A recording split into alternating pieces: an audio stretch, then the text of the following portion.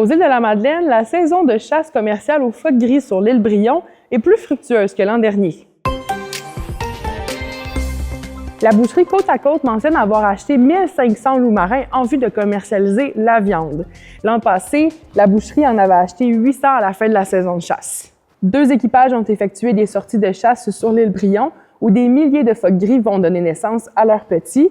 Et le propriétaire de la boucherie Côte à Côte espère qu'une autre sortie sera possible avant que tous ces jeunes phoques aient commencé à nager. On visait le 2000 parce que d'année en année, on est toujours en rupture de stock quand la chasse commence. Puis on peut pas beaucoup développer d'autres choses qu'on voit là.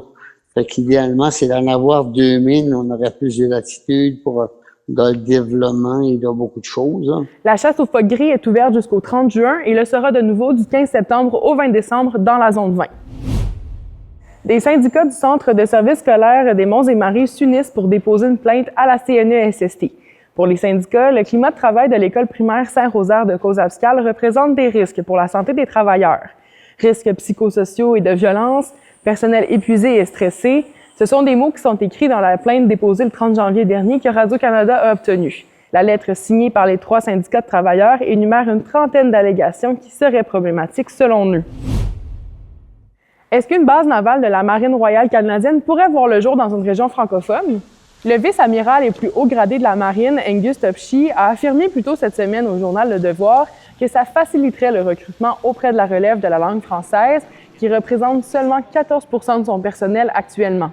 Et devant cet intérêt, Gaspé lève la main pour accueillir cette future base navale.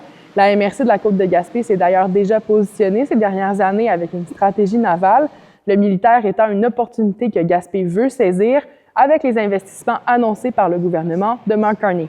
Gaspé est un port à l'abri, un port accessible 12 mois par année, un port aux confins de la baie de Gaspé, mais qui fait face sur le golfe Saint-Laurent, qui est collé sur l'océan Atlantique, qui est à l'embouchure du fleuve Saint-Laurent. Donc, l'emplacement est en soi stratégique.